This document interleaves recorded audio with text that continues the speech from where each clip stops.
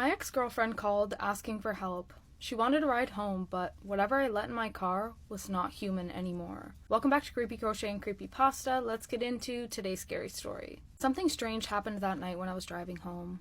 It was the same drive I took every night. I was working late and finally ready to leave. While I was driving out of the parking lot, I got a call. It was from my ex-girlfriend, Jessica. It was strange because she hadn't contacted me in almost a year. I was glad I got the call before I made it too far down the road where I lost service. I pulled over and answered the call. Before I could even say hello, she cut me off, sounding genuinely scared. "Please, you need to help. I can't reach anyone else. I need you to pick me up at the Cypress Street bus station as soon as you can get here." I tried to respond, but the line went dead. I called her back, asking what was going on, but she didn't pick up. I was surprised she would be calling me if she needed help, and confused why, if it was urgent or if she was in danger, that she wouldn't call 911. I couldn't risk ignoring it, though. If she really needed help, I had to do something. I turned around and took a detour to Cypress Street to try and find her. I got there in good time and started searching for any bus stops until I found one. Sure enough, there she was. Jessica was sitting alone at the bus stop. She was wearing a large coat, but seemingly shivering out in the night. She was still seated and didn't appear to be in immediate danger. I pulled up to the curb by the bus stop and called out, "Jess?" At first she didn't answer, and I was embarrassed I might have made a mistake, but then suddenly she turns towards me and had a strange, confused look like she was just remembering something. She stood up and slowly walked over to my car. I was relieved it was her, and I called out again. "What's wrong, Jess? Did you need a lift? I don't know if the red line comes through this late on a Thursday. Are you all right? You sounded really nervous earlier and wouldn't pick up when I called you back." She still looked confused, and I was worried something was wrong, but she suddenly smiled, as if remembering something that made her happy, and she regarded me. "Oh, thank you. I'm not sure how I got here. Please, take me home." Without another word, she shuffled over to the passenger side and let herself in. The way she moved seemed irregular, not quite like she was drunk, but just an odd, pained movement, like she might be hurt, yet her expression showed no signs of discomfort at all. The effect was a little jarring, and after she got in my car, I suddenly felt a bit unnerved. I brushed it off, though. After all, we had dated for 3 years, and we knew each other pretty well. I figured maybe she was just having a bad night, or perhaps even a bit drunk, though I didn't smell anything on her. I tried to act casual and smiled. She returned the gesture in a strange half-smile, half-grimace. "So, where to?" I asked again. She just sat there, still smiling faintly and looking at me, or rather staring. She continued for nearly 30 seconds, and it felt like she was staring a hole into me. I cleared my throat and asked again, Jessica, where'd you need to go? What did you call me for?"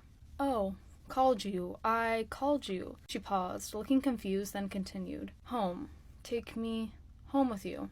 I need help." She looked like she was ready to cry, and my sympathy in the moment prevented me from considering how oddly she was acting and the strange ways she was speaking. I decided I would start heading home, and along the way, try to see what was really going on. We drove on for a while, and she didn't offer any details. She didn't talk about anything unless I asked her directly. She just alternated between staring outside, or worse, when she thought I wasn't looking at her, she would stare at me. The way she looked at me made me uncomfortable. We had spent so much time together, but whatever was wrong with her now made her look at me as if I were an alien she was studying. "What actually happened tonight, Jess? What's wrong? This is kind of strange, you calling me after all this time." I asked her honestly. She looked at me again, her head tilted, like a bird examining prey. She replied, I was attacked. Caught. Someone caught me. Hurt me. I will get help tomorrow, but tonight I just needed a face. A familiar face." I nodded my head and focused on the road. I missed my turn. I had a bad feeling about taking her home in this state. Something was off. As we drove on, she seemed to settle in, and her head lolled back, almost like she was nodding off to sleep. I considered that she might have suffered a head injury or something, which would help explain the odd behavior. I thought it might be good to take her to a hospital just to have her checked out. She started making odd noises while I thought she was asleep. Strange hissing sounds, which had to be intentional. I never heard someone snore like that before. I decided to turn around and start heading back into town. Either I could take her to the hospital or back to her own home. She stayed in the strange sleeping trance for a while. A few times I was worried because I couldn't hear her breathing anymore, but she suddenly exhaled and made more of those strange sounds. When I got back into town and my reception returned, I received a text, or rather a handful of them. I glanced at my phone quickly without wanting to take my eyes off the road for too long. I was confused when I saw they were from Jessica. I thought for a moment she might be pulling some prank where she pretends to be asleep and then messages me. I was curious how she could do that while looking like she was unconscious. I slowed down a little bit and confirmed the empty road, and then pulled up the messages just to see. What I read made my blood freeze. The first one came shortly after I picked Jessica up. "Where are you? Please, I need help. I can't say much, and you will think I'm crazy, but I can't go to the police. I just need to get out of here before it comes back. Something is after me. It looked like a cop earlier. I saw it again, and I had to hide. It tried to kill me. After it attacked me, it changed. You have to believe me. It looks like me." The message ended, and I read the next one. "I'm sorry, I don't know where it went. I don't see you here. Please hurry." I read the final message, just sent a few minutes ago. "I need to leave. I hope you're okay. I'm sorry, I never should have asked you to come and get me tonight. I was just so scared. It's better if you stay away. It's not safe. Forget I called you. Don't come here, and if you see me waiting, turn away. I know it sounds insane, but it's not really me." I glanced over to the woman sleeping next to me. Her head was slumped forward, but her eyes were fluttering under her lids like REM sleep. I had no idea what was happening. If I wanted to believe Jess, then I had to accept that the person sitting next to me was not only not really her, but was a violent monster. Whatever was happening, I had to get her out of my car. I had an idea. I stopped at a gas station, and she woke up as I was parking. She turned over, cracked her neck in an awkward stretch that sounded horrifically painful, but seemed not to cause her discomfort, and asked, "Are we home? I'm so hungry." I held my nerve and lied. "Yes, we are.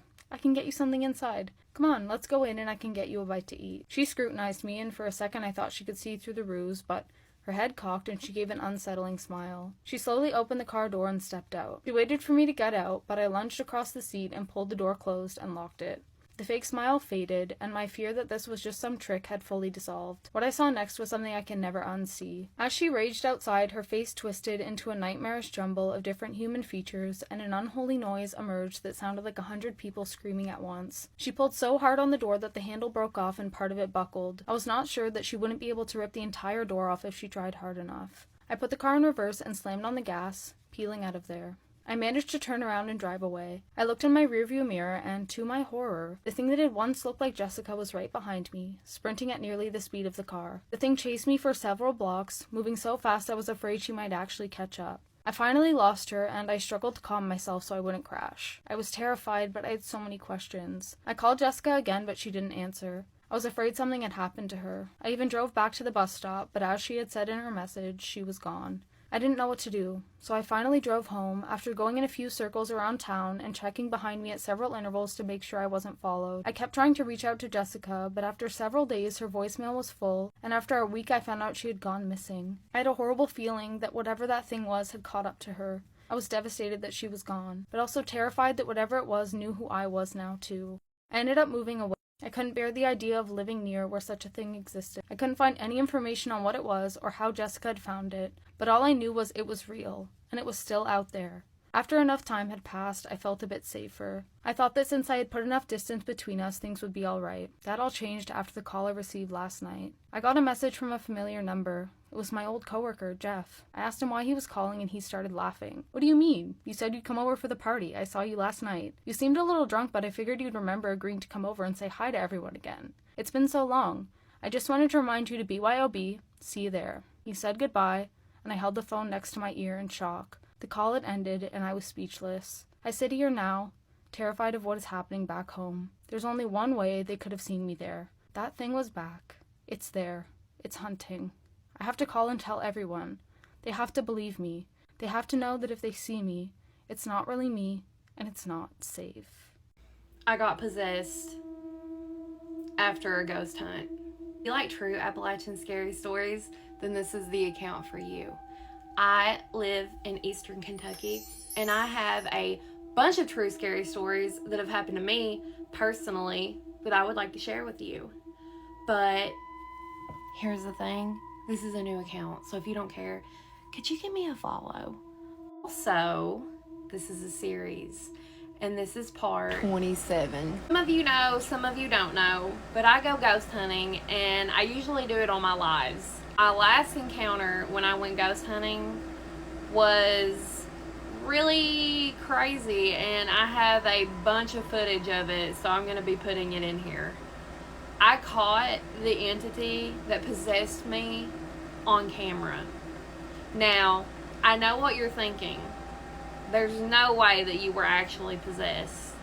Well, I was. And this was all screen recorded from my live, and people were seeing this in real time. Okay? So, what you're about to see is completely authentic. And shortly after, I got very, very sick. Start off by saying that the ghost hunt did not go as planned or normal, for that matter. I could not get signal to save my life. I was even on my friend's hotspot and it still didn't work. A literal nightmare, okay? Yeah. I'm telling y'all, anything electronic we've had tonight has been hell. As soon as I went into that, it shut off. That's crazy. And you they're probably not they're not even dead. No. It's weird, like, even my phone battery is draining fast. It drained our spotlight that we had earlier. We had a whole ass spotlight. It drained it. And then it's messed with our connection. All right. Trying to get this stream to happen. I didn't know if it was TikTok just being mean to me. I didn't know what was going on. And was to go to her family's cemetery and start the ghost hunt there. Well, we tried. We couldn't connect. We left that place and then went on down the road where we should have signal. Still couldn't connect. Still couldn't do it. That didn't work. So then I knew for a fact that once you open up a line of communication, anything could come. You know what I mean? So I was just telling her, I was like, why don't we just go to your place? Like, because I know that the Indian burial ground is, like, pretty close to where she lived anyway. And then the cemetery that we were at was really close. I was like, let's just go to your place and hook up to the Wi-Fi and just go outside. I mean, and she was like, okay, why not? That's what everybody called them back then. I think they was like the only ones around, so we didn't really have. Cherokee. Did you hear that? Yeah. Are you Cherokee?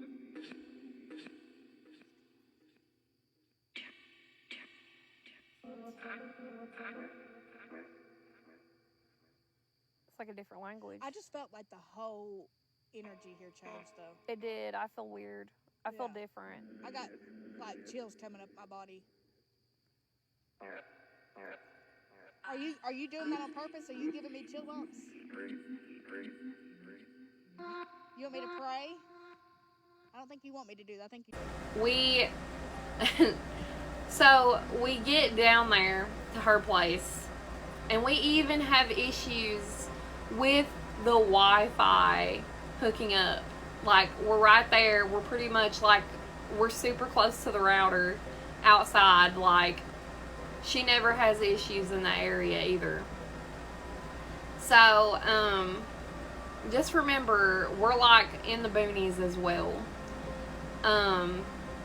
That was kind of a factor to the reason why we were having issues, but like I said, she always had full bars at the cemetery and everything. Like, she ghost hunts there all the time. So it didn't make sense why we were having so many issues the way that we were. We start asking some questions, you know, we're getting into it and everything. And we're definitely getting people coming through. But then it was her idea to try the Estes method. And I've never tried it before, but you know, I'm always down. Well, when you do something like this, it opens you up because you become almost like the voice for these entities. And so what happens is you put on noise canceling headphones. You can't hear anything, okay? You like blindfold yourself and you can't see anything. And all you can hear is what's being fed to you through the ghost box. So, kind of creepy, right? So, we were getting people coming in. They were actually making sense. We were making like some crazy contact. We were smelling like weird smells, like sweet smells, and like we figured out that there was a lady that used to bake that was in the area. My ex-boyfriend came through, which was crazy. I mean, it was nuts. So then we started getting so cold, okay? And it was like in the 80s. It didn't make any sense why we were freezing as bad as we were. And not only that, but I had long sleeves on. But she brought us out some hoodies and we were still cold, and we got inside her car. Well, that was when everything really started to amp up. So we both would take turns going into the Estes method. It's hard for me to say with my accent. But she would go, then I would go. And then while I was under, I kept saying back seat, like yes, no, questions. What are you doing that's clicking? What are you doing back there? Continue to do it, but what are you doing?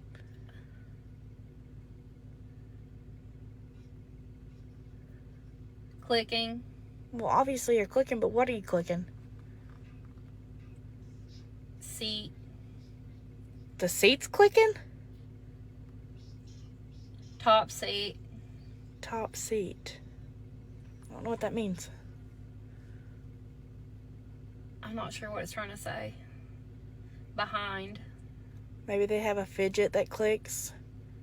It opens up. Oh, sorry guys, about to drop the phone. Seat. Oh, the seat. Seat.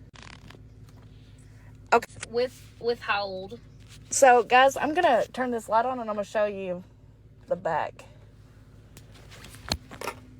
So, see, there's nothing back. An entity in the car with us.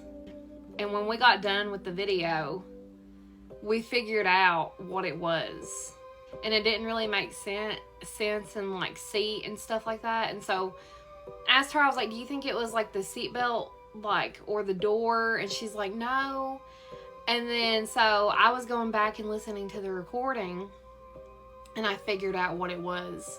So you know the top of your seat on your car, the headrest, it was popping up and down, and it made the exact noise, that clicking noise. It was like an exact copy of the noise. It wasn't the door handle getting messed with. It wasn't anything like that.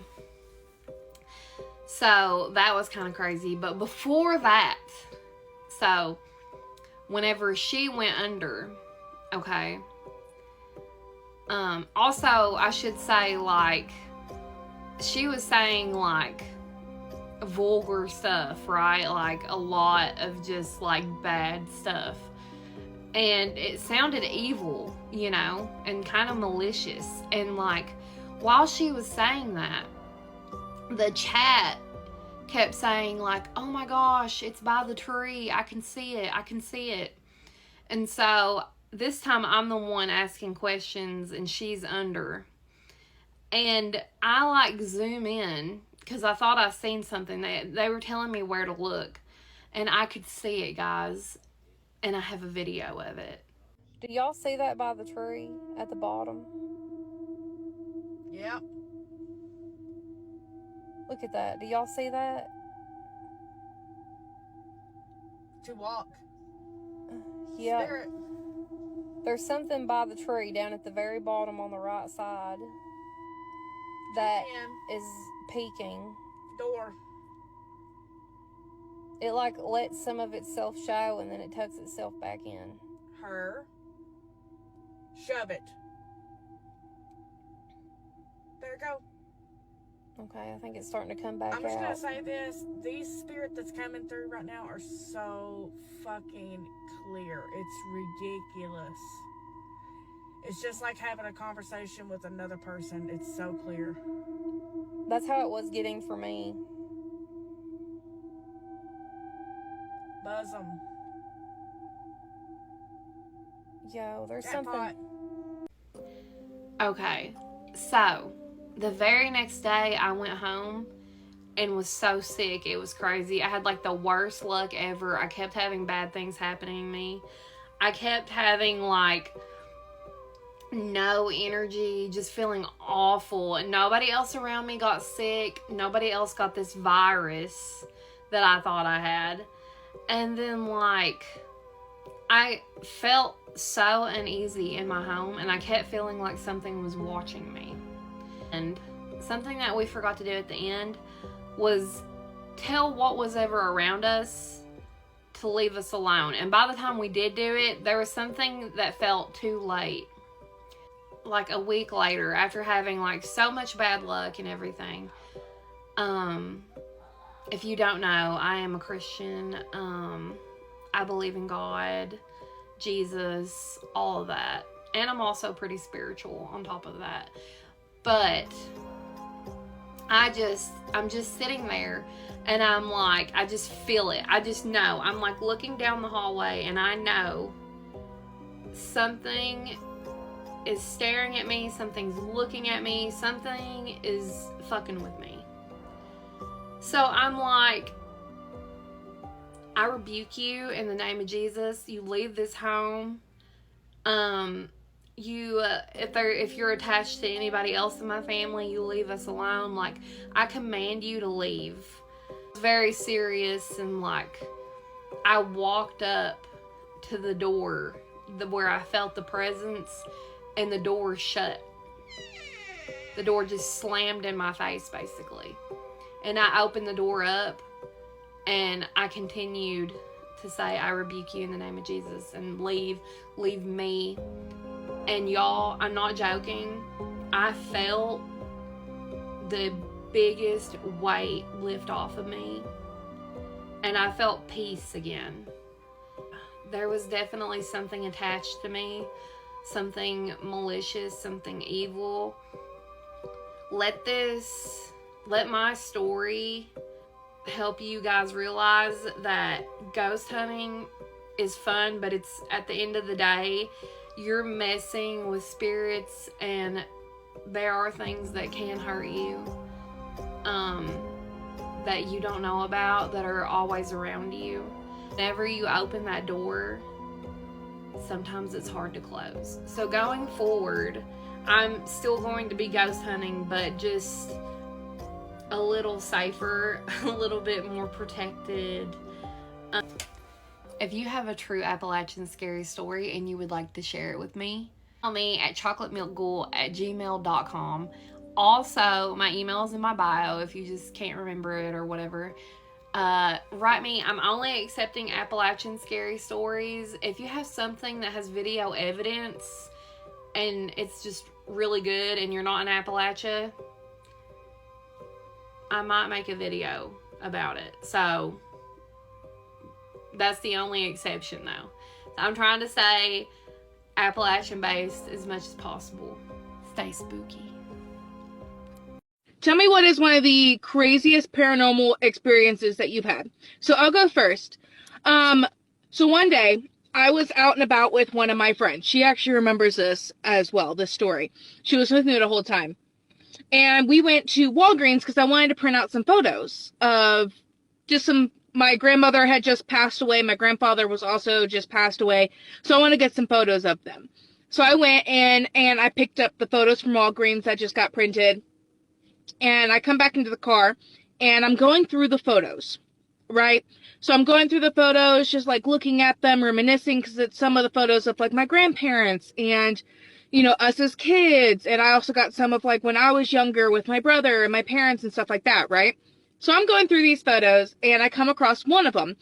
And it's one of me and my cousins when we were younger. So I was probably, God, like 7 or 8 at the time. And I believe there was like 8 or 9 of us at that point, and we were sitting on the wooden porch, and it was all of us in like a group photo together. And I hear, clear as day, as if somebody is right here on my shoulder. And it's not one of those things where it's like, you know how sometimes, I don't know if you experience this, but you'll get like a thought, but it's not your thought. You don't know where that thought came from. It was not that. It felt like somebody was talking to me right here, and it just goes, look at my babies. Look at my babies. And like, I sit over here and I start getting like teary-eyed because I'm like, who is saying that to me? And I flip past that one and I hit the photo of my grandmother with her pug. And all of a sudden, you could ask my friend that was in the car with me, all of a sudden, the entire car fills with the smell of rose. Now, anybody that knows me knows I hate, and I mean hate, the smell of rose. I can't stand it. Flowers are one thing. Like, I can handle the flowers. Perfumes, body washes, candles, can't do it. I will vomit. I will gag. I will throw up. Can't do it. I hate it. So you know that is not something that is in my car. And it wasn't there before. It just erupts in my car. And we're both sitting here like, oh my God, like panicking because we're like, where's that smell coming from? And it was so strong to the point that we had to both sit out of the car. We had to get out of the car. And all I could feel was this presence in the back seat. Almost like I could see like a figure kind of, but not like see them like a shadow person, just like seeing like the outline almost of someone sitting right in the middle of my back seat right there. So yeah, that's one of my craziest ones. I have quite a few stories, actually. I have quite a few little ghost stories, paranormal stories. So if you guys are interested in those, I would love to share them. Also, please share yours. If you respond to this video, please tag me in it because I want to hear yours. I love anything that has to do with the paranormal or horror or ghost stories. So yeah, that's mine. When I say one more video before bed, I unfortunately always get something like this.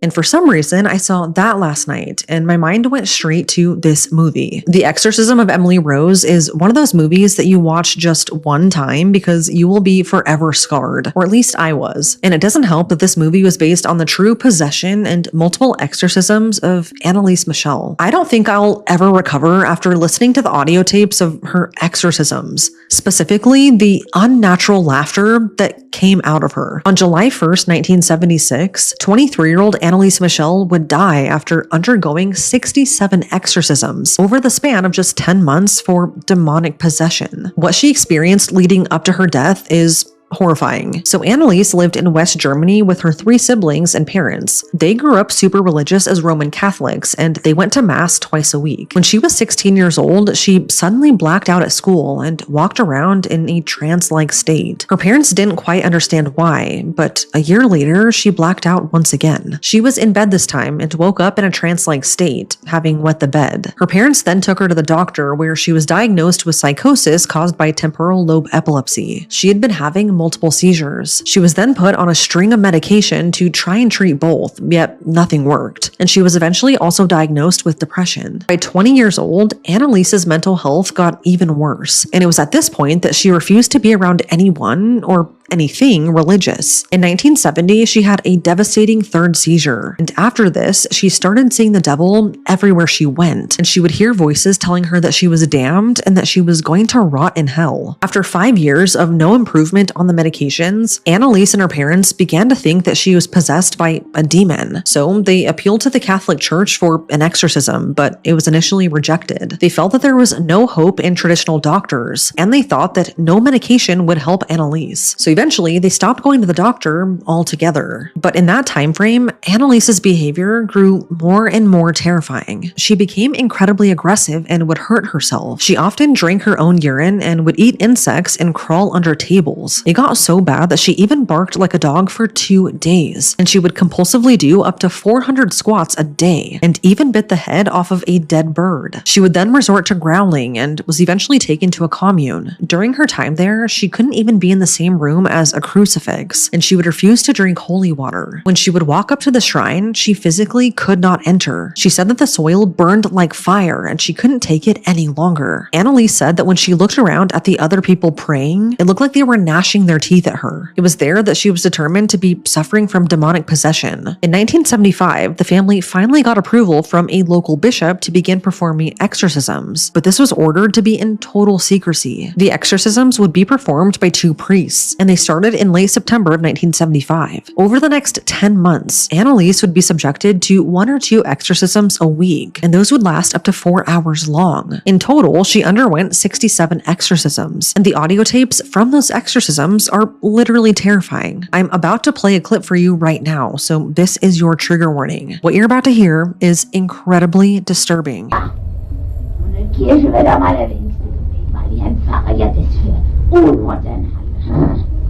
Ja. Ja.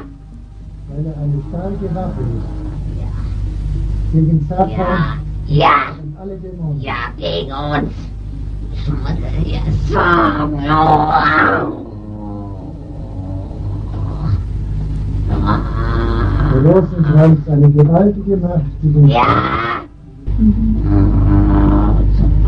Wer ist der Schuld daran? Ihr. Im Namen des Vaters und des Sohnes und des Heiligen Geistes. Amen. So lang noch nicht an, ne? Nein, im Namen des Vaters und des Sohnes Geistes. Amen. Die Automagie kommt ja nur von dir. Im Namen des Vaters und des Sohnes und des Heiligen Geistes. Amen. Sag die Wahrheit, Vater der Lüge. Nein! Wir müssen deutlich als Prinzessin sein! Das Jeder weiß. Oh ja! Oh, das freut mich unheimlich! Die Drecksau ja! Das kann ich Ihnen gar nicht sagen! Oh nein, ich muss jetzt raus!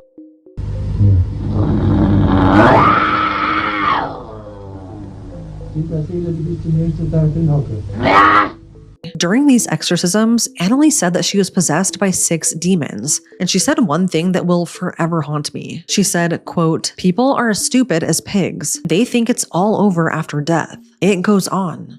End quote. Obviously, everything she was going through is horrifying, but I don't know, this line really terrifies me. I already have an overwhelming sense of dread about death and what happens after, so this just made it worse. Anyways, these exorcisms were so violent that she broke both of her knees, and she had ripped all of her tendons from continually kneeling in prayer. She also began refusing to eat food. On July 1st, 1976, 10 months after the first exorcism, Annalise died. Her official cause of death was from malnutrition and dehydration. She was in a state of near starvation for nearly a year, and she weighed only 66 pounds. Because of the state she was in, Annalise's parents and the 2 priests who were performing the exorcisms were arrested, and their case went to trial. At the trial, doctors argued that Annalise wasn't ever possessed, and that the manifestations of demonic possession were a psychological effect of her strict religious upbringing and her epilepsy. The defense argued that nothing they did was illegal, and they played the exorcism audio tapes in court trying to prove that she was indeed possessed. They also said that Annalise was finally freed of demonic possession right before she died, but eventually it was proven that her death could have been prevented, and that in all likelihood, she wasn't ever possessed, just severely mentally unwell. All parties were eventually found guilty of negligent homicide. The priests were sentenced to 6 months in jail, but that was later reduced to just 3 years probation, and they had to pay a fine. Although her parents were found guilty,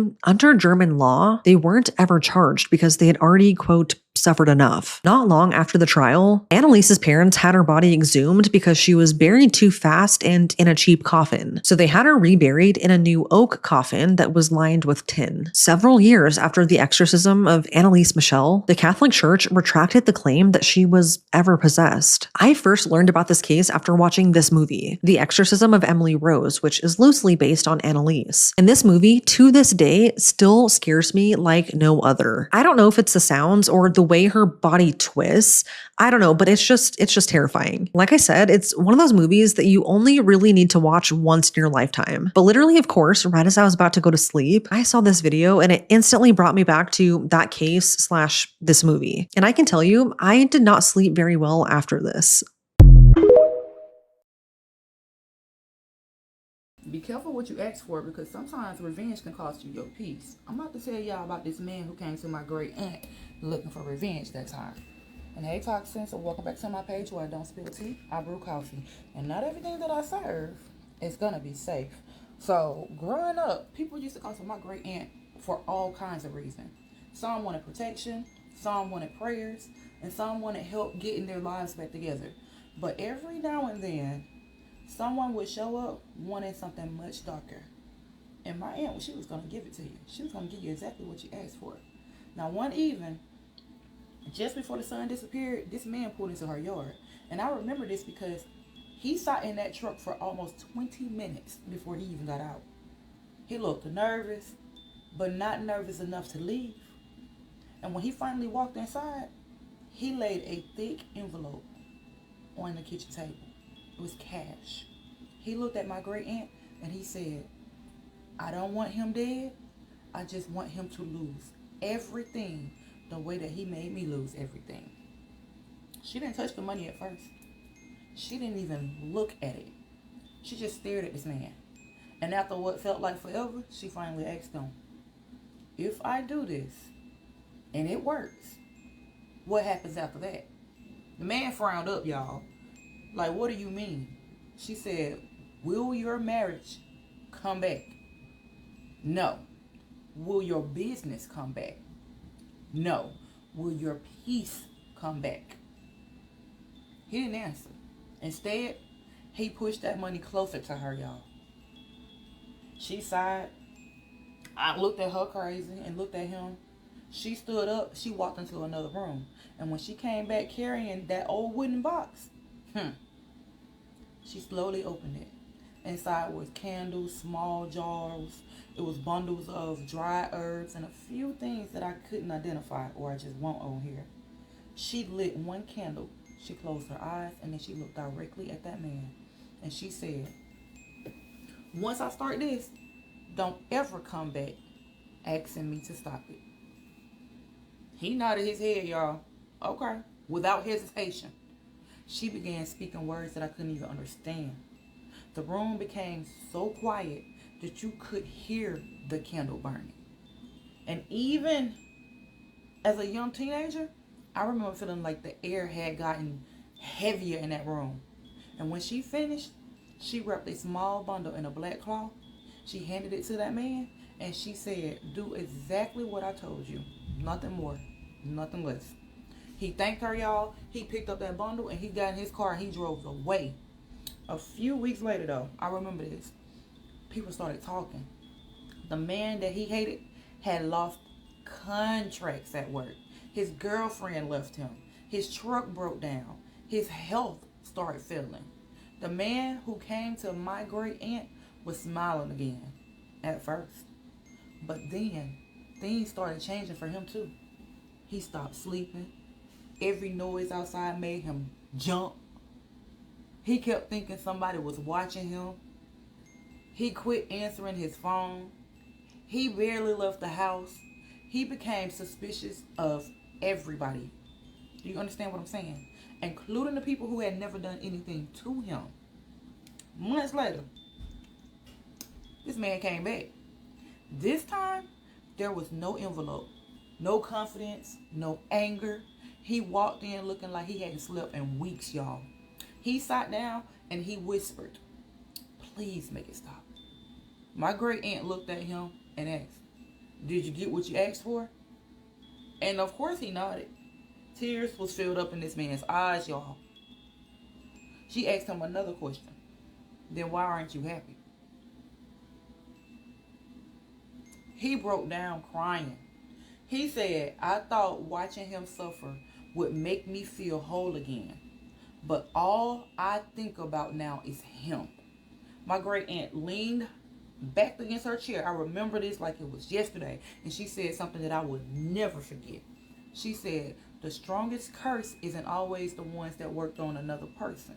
Sometimes it's the hatred that you feel inside yourself every single day.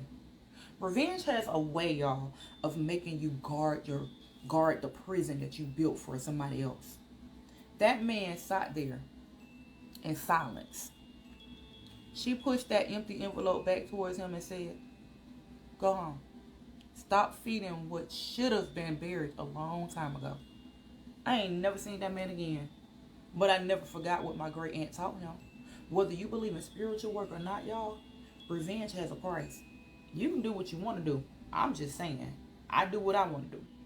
But sometimes the payment isn't money. Sometimes it's your peace. Now remember, drink from a clean source. I love y'all, and I'll see you in the next video. Bye. Hey, ghost story time on a Saturday afternoon. This one just happened about 2 hours ago. I have a friend who I've hung out with a number of times, but this would be the first time for me going over to her house. I was there with a number of other people. We were hanging out in her sunroom, and so I'm sitting here. She is sitting next to me, and I've kind of got myself angled this way, so I'm talking to her, and behind her is the door that goes into her house. Now, on either side of her door is a window, so you can see straight in the house, all the way into the kitchen. And as we're sitting there chatting, I see, probably like a 5-6 foot tall shadow move across the kitchen. And so I look over like twice, and then, I'm thinking, okay, is everybody out here? Is there somebody inside who just went to the bathroom? And no, everybody was in the sunroom. And so she sees this and she goes, "Did you see him?" And I'm like, "Huh?" Like, there's only girls here, right? And I'm like, "I saw something. Somebody, is in your house." And she's like, "Oh yeah, that's the guy who used to own this house. He's really cool. He's helpful." She said if she's in her house, like doing work or remodeling or something, like he'll leave her things like screws or nails beside the wall that she knows she didn't put there. Like, how cool is that? So I saw this dude.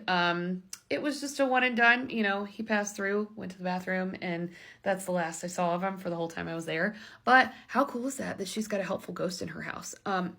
He's welcome to come to mine and help me anytime I'm doing work around my house. I don't know about you, but we could all use a little helpful ghost here and there, right? Yeah. So that was an eventful afternoon, a day in the life of a psychic medium, right? She is too. So, you get two mediums together and things just happen, right? So hope you like that one. My life is interesting. All right. Love you. Bye.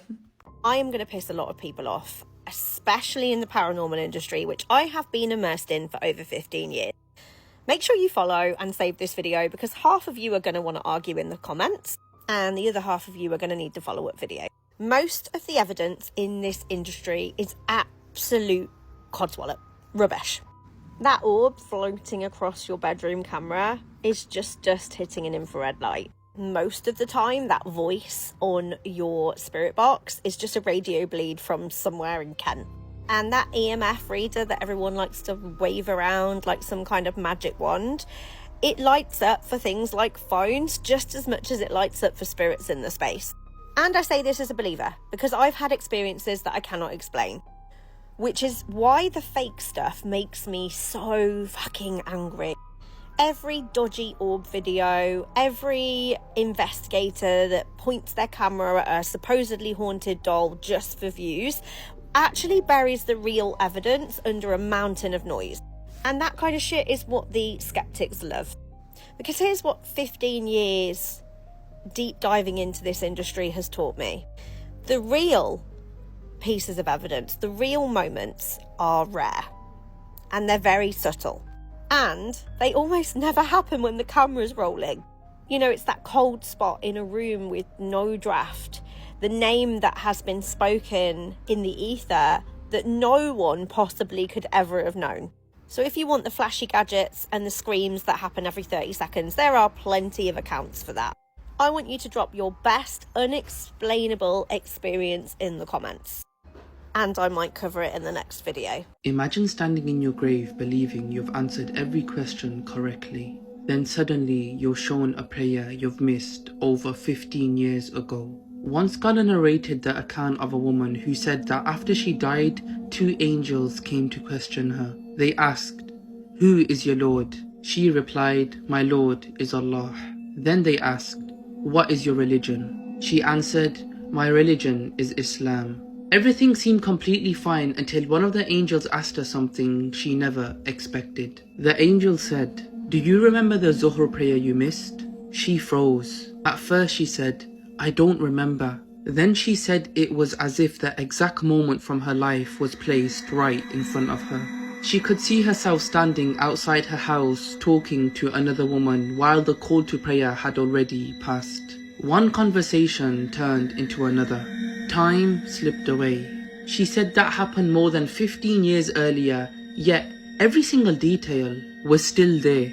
She couldn't deny it, so she finally said, "Yes, I remember." Then the angel asked another question. "What about the Asr prayer you missed?" Again she said, "I don't remember." But once more she said the scene appeared in front of her. She watched herself busy around the house doing one task after another until the time for Asr passed without praying it. Every night at 3:17 a.m., something knocks on my bedroom door. Last night, I finally opened it. Hi, I'm Nicole, and this is Haunted Threads After Dark, where I read you scary, spooky, paranormal stories. If that is your jam, then go ahead and turn up the volume, turn down the lights, and whatever you do, don't look behind you. So, this is a paranormal story, and let's get to it. I bought a house on Marlowe Street because it was cheap, stupidly cheap.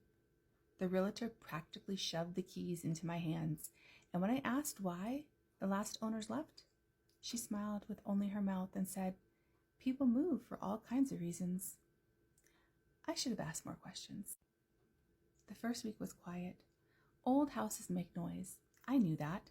Pipes groan, floorboards settle. So when I heard the first knock, 3 soft raps on my bedroom door, I told myself it was the heating. I even said it out loud, alone, in the dark.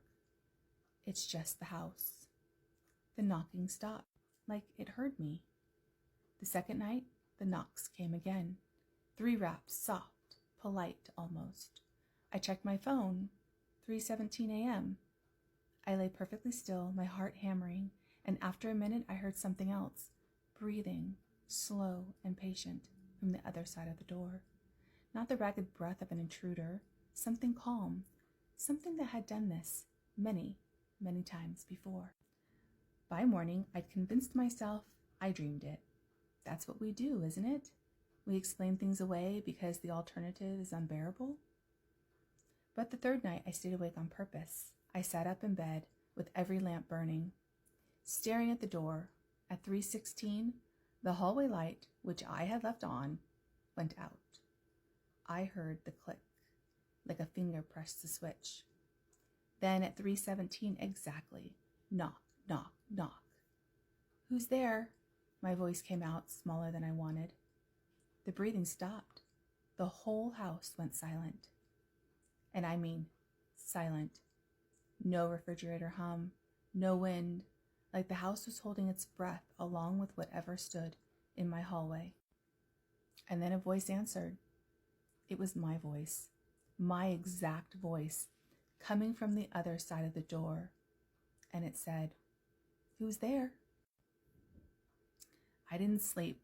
I sat with my back against the headboard until sunlight crawled across the floor. And when I finally worked up the courage to open the door, the hallway was empty, except for one thing. Footprints, bare footprints, pressed into the carpet facing my door. Whoever, whatever made them had stood there for a long time, long enough to leave impressions. And here's the part I can't stop thinking about. The footprints didn't come from anywhere. No trail down the hall, no path from the stairs, just 2 feet planted in front of my bedroom door, as if their owner had simply appeared.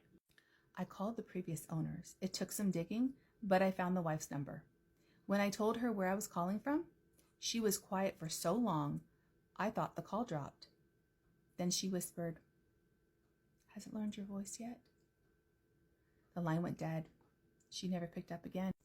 I started sleeping with a chair wedged under the doorknob. It didn't matter. Every night, 3:17, the knocks came, and the voice got better. The first night, it only repeated things I'd said. Then it started saying new things. "Let me in. It's me. I forgot my key. Please, I'm scared. Something's out here with me." That last one almost worked. God help me, my hand was on the doorknob before I caught myself. Because here's what I'd figured out. It needed me to open the door, whatever it was. It could knock, and it could speak, and it could stand outside my door, breathing my own breath back at me. But it could not turn that handle. There are rules to these things, old rules. A door is a threshold, and a threshold has to be opened from within. So I didn't open it. For 31 nights, I didn't open it. And then last night, the knocking came early, 2:40 a.m. And it wasn't at my door. It was at my front door downstairs. And I heard my mother's voice, my mother who lives 400 miles away, crying, pounding, screaming my name. Baby, please, there's been an accident. Please open the door, please. I ran downstairs before my brain could stop my body. I had my hand on the deadbolt, and that's when my phone buzzed in my pocket. A text from my mom. Can't sleep. Thinking of you. Love you. Good night. Sent at 2:41 a.m. from her home, 400 miles away. The pounding on the door stopped instantly, and through the wood an inch from my face, my mother's voice dropped into something deep and wet and wrong. And it said, so close. I'm writing this from a motel off the highway. I left everything, the furniture, my clothes, the coffee still in the pot. The realtor won't return my calls, and honestly, I don't blame her. But I need to tell you the reason I'm really writing this, the reason my hands are shaking. 10 minutes ago, at exactly 3:17 a.m., something knocked on my motel room door. 3 soft raps. And a voice, my voice, whispered through the door. You can't lock me out. You let me hear you. And now, I know the way. The knocking has stopped now. But the doorknob is turning. I have goosebumps all over my arms. That was insane and freaking crazy and freaking scary, and no freaking thank you. No, absolutely not. No. What do you guys think it was? I know you guys watch this stuff. You guys know what all this crap is. So let me know in the comments what you think it is. Tell me, is that a mimic? I don't know if you're even allowed to say that word, but is it one of those? I don't know. I like to ingest this stuff. I like to read it. I like to read it to you guys. But I don't know all the things that are out there. But I know that you guys that watch this stuff do know what they are. So let me know in the comments what it is. If you like this kind of stuff, follow me on this channel, Haunted Threads After Dark. And so you can get all my content. Like this video, bookmark it, share it, do all the good things. I appreciate everything. I love you guys. And also, if you guys have a comment, if you guys have a story you want me to read to you on here, go ahead and go to hauntedthreadsafterdark.com and submit a story there so I can read it to you guys here. And if you like this kind of stuff, then I'll see you tomorrow. And until then, sleep tight if you can. Goodbye. Meanwhile, at Destination What the Fuck are you still doing there? Santa María, Madre de Dios, ruega por nosotros pecadores. María, Madre de Dios, ruega por nosotros pecadores. I know he's supposed to be here. What the fuck? Dios no, es el diablo. Señor, Padre nuestro que estás. I like how they're saying shit like El Diablo, El Diablo. I mean, he did seem pretty sick of you praying. You might be onto something. It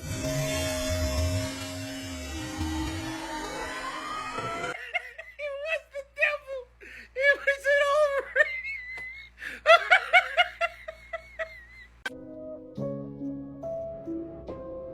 And now we're dealing with something truly terrifying. The food service industry.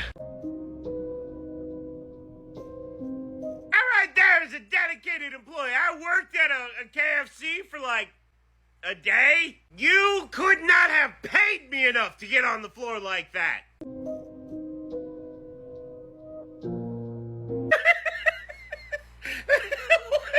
It's like the ghost was an old manager. Michael, we need to talk about your overtime. I'm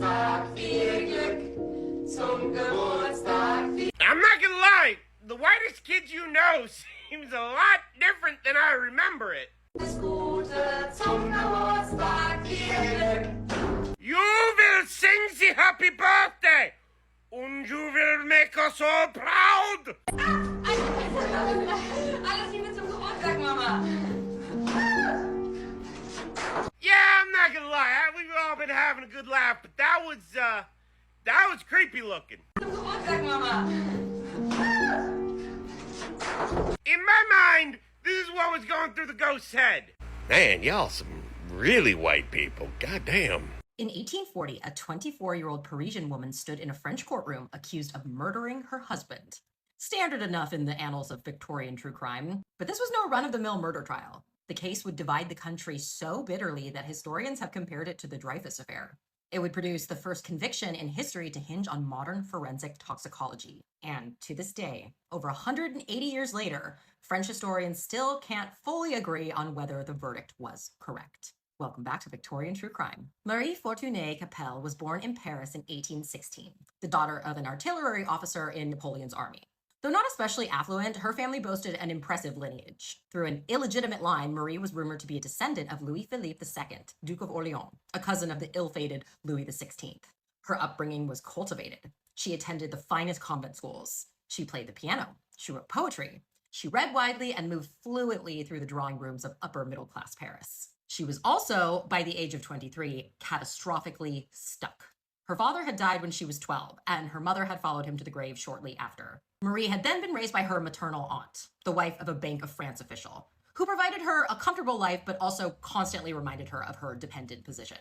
With her modest dowry of 90,000 francs and no living parents to negotiate on her behalf, all Marie could do was watch anxiously as her wealthy, well-born school friends were married off to counts and viscounts, while she remained unmarried with dwindling prospects. Enter, in the summer of 1839, a marriage broker named Monsieur Foy. Without her knowledge, Marie's uncle had hired Foy to find her a husband. Foy's one and only candidate was a 28-year-old ironmaster from the Corrèze named Charles Pouche Lafarge. Charles had employed the same marriage broker to find him a wife, pitching himself as a wealthy provincial artisan with a palatial estate, a prosperous foundry, and money to burn. It was a sales pitch that was, at best, exaggerated. He did work with iron, though ironmaster was a bit of a stretch. His palatial estate was a crumbling 13th century Carthusian monastery his family had purchased after it had been abandoned in the wake of the Revolution. And though he had attempted to make the property profitable by partially converting it into a foundry for his ironworks, the endeavor had nearly bankrupted him. Now heavily in debt, Charles needed to make a financially advantageous marriage to save himself from ruin. In order to keep her in the dark about the marriage broker, Marie's uncle staged a chance encounter between his niece and Charles at the opera, introducing him as a longtime friend. Pretty, cultured, intelligent Marie was not impressed. In fact, she found Charles to be a coarse, common brute of a man, physically unappealing and lacking the refinement she had been raised to expect from a future husband. But then again, he did have all that other stuff going for him: the prosperous trade, the estate, the fortune, and as a 23-year-old single woman, Marie was basically a spinster. So she really didn't have any business being picky. 4 days after their first meeting, Marie and Charles were engaged. They were married on August 10th, 1839, after which they left Paris for Le Glandier to settle into married life at Charles's supposed country estate. Marie may have been dissatisfied with her new husband, but she was downright horrified when they arrived in Le Glandier. Instead of the elegant chateau she had been promised, she found a damp, rat-infested ruin, staffed by peasant in-laws, including Charles's mother and sister, who took an immediate and open dislike to Marie. That first night, Marie locked herself in her bedroom and wrote Charles a letter in which she begged him to release her from the marriage and threatened to poison herself with arsenic if he did not. Charles, to his credit, responded with unexpected patience. He agreed to defer the physical consummation of the marriage, promising that he would not press his marital privileges until he had restored the estate to something closer to what Marie had been promised. For the next few months, the couple negotiated a strained but functional coexistence. Charles began renovations on the house.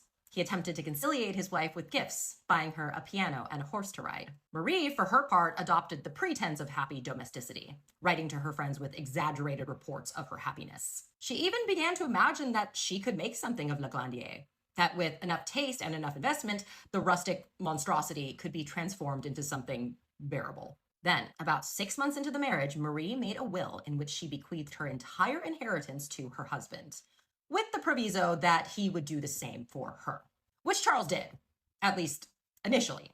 But then he seemed to have a change of heart. Almost immediately, he made another will without Marie's knowledge, leaving the Le Glandier property to his mother. That same month, in December of 1839, Charles traveled to Paris on business to secure a loan for the ironworks. While he was away, Marie became uncharacteristically affectionate, writing him sweet, even passionate love letters. She even sent him a festive Christmas cake to celebrate the season. Charles received the cake in his Paris hotel room and ate part of it, before almost immediately falling violently ill. He returned home to Le Glandier, assuming he had contracted cholera, which was indeed circulating in Paris at the time. For the next 2 weeks, Marie devoted herself to nursing her husband. She prepared his food personally. She sat by his bedside. She administered eggnog and sugar water and various preparations she insisted would ease his symptoms. His condition, however, only worsened. His family began to grow suspicious, even more so when it was discovered that earlier in December, Marie had sent a servant to purchase arsenic from the local druggist, ostensibly to take care of the rats infesting Le Glandier. Rat poison paste had been prepared and placed throughout the house, but the rats remained, seemingly more numerous than ever. And when the paste was examined more carefully, it was found to be nothing more than flour, water, and soda. So where then was the arsenic? A relative reported having seen Marie stirring a white powder into a glass she then gave to Charles.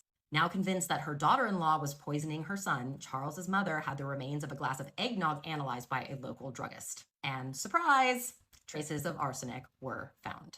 The discovery came too late. Charles died the very next day, on January 14th, 1840. From there, the investigation moved quickly. A search of Marie's belongings turned up a small malachite box containing arsenic, and within 2 weeks, she was arrested and charged with murder. The trial opened at the Assize Court of Toul on September 3rd, 1840. It was the first French trial to be reported daily in the newspapers in real time as it unfolded. Journalists swarmed in from across Europe. Spectators lined up before dawn to secure seats. The courtroom was packed with the fashionable, the curious, and the increasingly organized factions of the French public, who had, before a single witness took the stand, already decided what they believed. The ensuing trial became a cause célèbre. The novelty of expert forensic testimony added a touch of drama, while Marie's noble descent, her gender, and tragic family backstory made her immediately appealing to the Romantic era masses. Public interest only increased as the experts started producing increasingly contradictory evidence. The Lafarge affair would prove distinctly divisive, splitting France into Lafargist and anti-Lafargist factions. And the division itself was illuminating, in that it seemed to map precisely onto every unresolved tension of 19th century French society. The Lafargists saw Marie as a persecuted innocent, a cultivated, intelligent young woman who had been manipulated by a marriage broker to enter into an unwanted union with a coarse provincial fraud, blamed for a death that may have been rooted in entirely different causes. The Lafargists tended to be urban, liberal, sympathetic to women's constrained legal position in French marriage law. The anti-Lafargists believed that Marie was a cold-blooded murderer who had married Charles specifically to acquire his estate, and that, upon discovering that he had cheated her out of her inheritance in a secret second will, had poisoned him methodically over the course of weeks, while playing the role of devoted nurse. The anti-Lafargists tended to be conservative, provincial, defensive of traditional marriage, and the case, over the 16 days of the trial, kept giving them new material to argue about. The prosecution had a decently strong case. There were the documented arsenic purchases and the fake rat poison. There was a witness who had seen Marie stirring white powder into the glass. There were the letters from Marie to Charles during his Paris trip, full of professed affection that struck the prosecution as suspiciously performative. It was the medical evidence, however, that distinguished the trial as genuinely extraordinary. Charles Lafarge's body was exhumed. Local doctors from Brive performed the chemical test that had been standard for decades, tests based on older methods, using what would later be considered inadequate techniques. The Brive doctors reported that arsenic was present in significant quantities in the body. But Marie's defense team had an ace up their sleeve. Mathieu Orfila was the greatest forensic toxicologist in France, having helped to popularize a new and far more sensitive test for arsenic, the Marsh test, developed by Scottish chemist James Marsh in 1836. The Marsh test was widely considered the most reliable method of arsenic detection in existence. The defense demanded that the Brive doctors' results be reviewed. Orfila submitted a preliminary affidavit stating that the tests were so incompetently performed that their results meant nothing.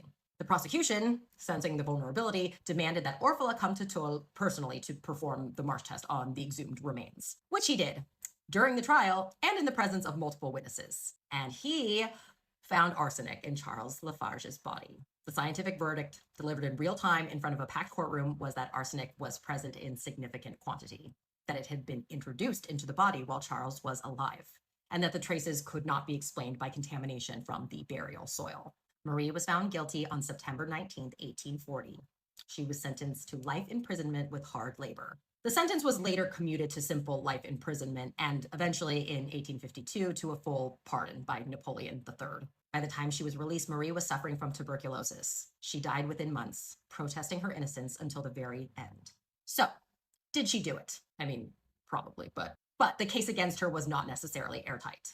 Orfala's testing methods were themselves later criticized by his scientific rivals, most notably Francois Raspail, who arrived at the trial too late to testify, but who spent the rest of his career arguing that Orfala's tests had been improperly conducted. The Brieve doctor's original findings were genuinely unreliable, and the possibility that trace arsenic in the body could have been introduced by embalming compounds or environmental contamination was not adequately excluded by 19th century testing methods. Marie Lafarge became, in 1840, the first person in history convicted of murder on the basis of modern forensic toxicological evidence. Her case established the Marsh test as a legally binding scientific method and helped inaugurate the modern era of forensic science. It also became a lasting cultural touchstone in France, a case that continued to be relitigated in newspapers, novels, and popular culture for decades. Whether she was a murderer or the victim of a rushed prosecution eager to prove the power of new forensic methods, or something more complicated than either, is a question history has left open for us to decide or to leave as we choose.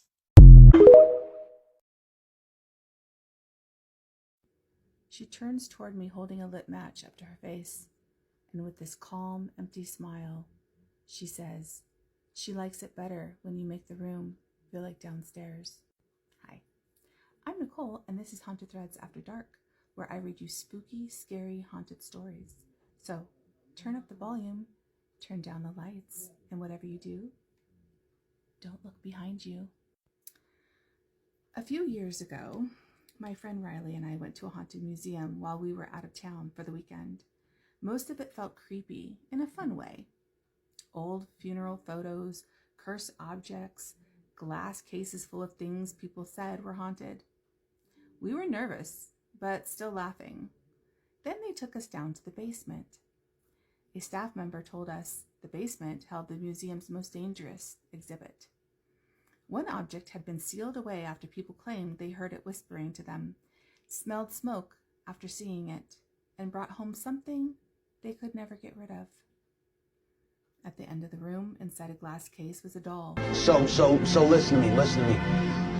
Small, old, yellow dress. Thin hair stuck flat against its head. One eye a little lower than the other.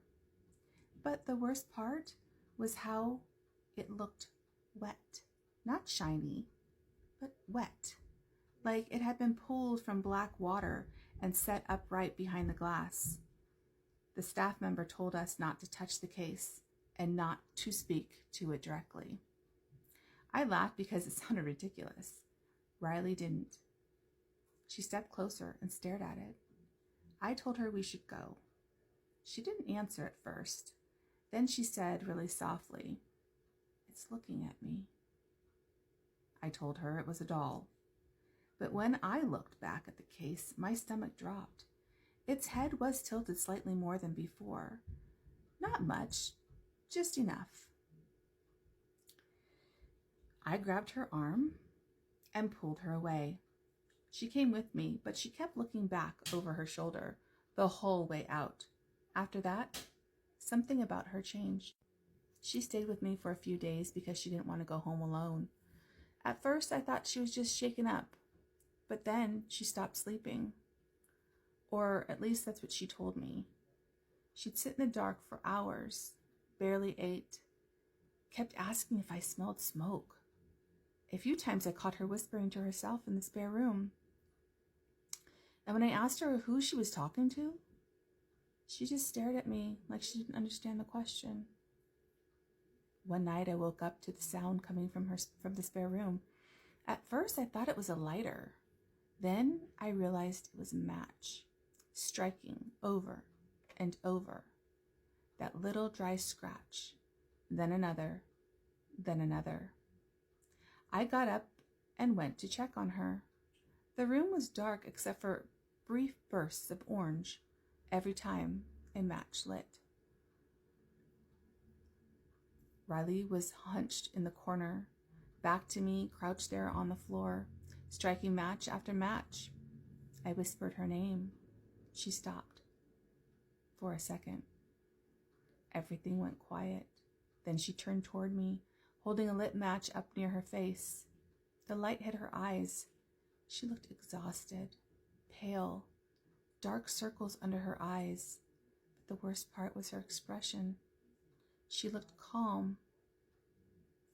Then she said, "She likes it better when you make the room look like downstairs."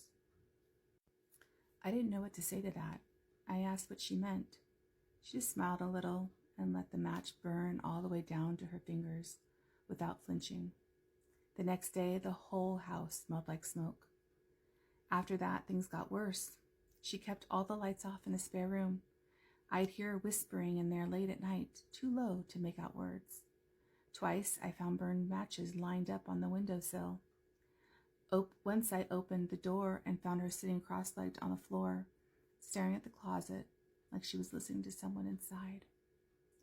I asked if she wanted to call somebody. She looked at me and said, "It didn't stay in the basement." Ooh. A couple of nights later, the fire alarm went off. I ran out and saw smoke already pushing down the hallway in the spare room. I threw the door open. The curtains were burning. The carpet near the bed was already blackened, and Riley was sitting on the floor in the middle of it, perfectly still, staring into the corner with this awful little smile on her face. I dragged her out, coughing so hard I thought I'd pass out. She fought me, not hard, but enough that I knew she didn't want to leave. The fire department got there fast enough to keep the whole house from going up, but Riley was gone before the sun came up. Not in the house, not outside, and she wouldn't answer her phone. The police found her the next day in the basement of an abandoned building a few blocks away, sitting on the floor in the dark. No burns, no smoke in her lungs, nothing that explained any of it. Her eyes were fixed on the far corner of the room. In one hand, she was holding a single burnt match. I called the museum after that. I wanted answers. I wanted someone to tell me what the doll was and why Riley came back like that. They told me they had no doll matching that description. Then they told me visitors were never taken into the basement. I tried to move on after that. I really did. Then last week, I woke up in the middle of the night because I heard the same sound again. A match striking in the dark, just once, from the corner of my bedroom. So, what do you guys think it was? Do you think it was a spirit that followed Riley home? And I have a question. Is Riley dead or was she alive? Because they said something about no smoke in her lungs, so it made it sound like she wasn't, still living. But then again, she was sitting there staring. But I guess you can do that if you're not living. I don't know. Anyway, what do you guys think it was? Because I don't have a clue. But if you can let me know in the comments, that would be great. Or if you can just, send me a comment. I love to talk to you guys in the comment section. So send me a comment, bookmark this for later so you can watch it again if you want. Please follow me and like this video. That means a lot to me when you guys do that. Like I said before, I'm a very new creator for this kind of genre, and I would love your support. So if you guys have a spooky, scary story that you want me to read to you or read to my listeners, then go ahead and go to hauntedthreadsafterdark.com and submit your story there, and I would love to give your story a voice. Now, if you want to hear more spooky, scary, haunted stories from me, then follow me here on Haunted Threads After Dark, and do me a favor, sleep tight if you can, and I'll see you tomorrow.